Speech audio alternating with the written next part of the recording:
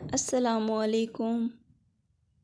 ایک بڑھیا بیچاری بڑی مشکل سے ہانپتی کانپتی ٹرین کے ڈبے میں سوار ہو گئی کہ چھوٹی سی گھڑی اس کے ساتھ تھی۔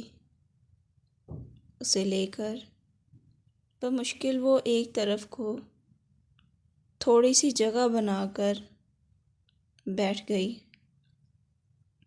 یہ دو آدمیوں کا چھوٹا سا فرسٹ کلاس کا ڈبہ تھا، لیکن اس کے اندر کچھ لوگ دھنسے ہوئے تھے۔ کوئی کھڑا تھا اور کوئی بیٹھا تھا، اور کچھ خالی سیٹوں پر سامان رکھا ہوا تھا۔ حالات کچھ ایسے تھے کہ کوئی کسی سے پوچھ نہ سکتا تھا، بھائی آپ کہاں کے مسافر ہیں؟ یہ فرسٹ کلاس کا ڈبہ ہے اور دو آدمیوں کے لیے ریزرو ہے۔ یہ ان دنوں کی بات ہے جب ملک تقسیم ہوا تھا اور پاکستان وجود میں ہی آیا تھا۔ اللہ اور اس کے رسول کے نام پر، اس لیے یہی مسلمانوں کا وطن تھا۔ ہندوستان سے کچھ مسلمان سب کچھ چھوڑ چھاڑ کر جان بچا کر کسی نہ کسی طرح پاکستان پہنچ رہے تھے۔ یہ بڑھیا بھی اپنا سب کچھ لٹا کر جان بچا کر کسی نہ کسی طرح پاکستان پہنچ گئی۔ اسے یہ معلوم تھا کہ یہ ہمارا ملک ہے اور یہی ہماری گاڑی ہے۔ جو دوسرے مسافر تھے ان کا بھی یہی حال تھا۔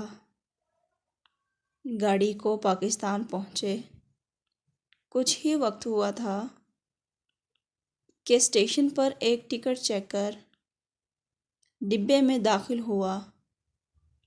اس کے ہاتھ میں ایک کاپی تھی۔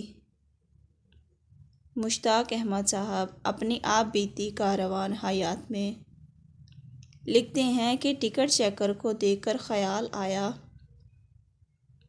کہ مدتوں پہلے میں بھی اس ٹرین کا افسر رہا ہوں۔ دیکھو اب یہ چیکر کیا کرتا ہے۔ چیکر نے بڑھیا سے پرچی لی اور مطالبہ کیا کہ وہ اللہ کی پابندی اس قابل ہوتی تو کچھ کہتی۔ بے اختیار اس کی آنکھوں سے آنسو ٹوٹ پڑے کیونکہ اس کے پاس ٹکٹ نہ تھا۔ ملک کے حالات، بڑھیا کی کیفیت، غم و اندھا فضا ایسی تھی کہ عام معمولات کی پابندی مشکل تھی۔ مشتاق احمد صاحب لکھتے ہیں کہ میں نے بڑی حیرت سے دیکھا کہ چیکر نے نوٹ بک نکالی اور چالان کر دیا۔ اس نے رسید کاٹ دی تو بڑھیا بے اختیار بولی کہ بیٹا میرے پاس تو دینے کو کچھ بھی نہیں۔ جواب ملا، اماں اگر ہم بلا ٹکٹ سفر کریں گے تو ہمارے نئے ملک کا کام کیسے چلے گا؟ تمہارا چالان ہو گیا ہے، پیسے داخل ہو گئے ہیں، تم بہت دکھیاری ہو اور میرا دل بھی بہت دکھی ہے۔ تمہارے یہ پیسے میں دے دوں گا۔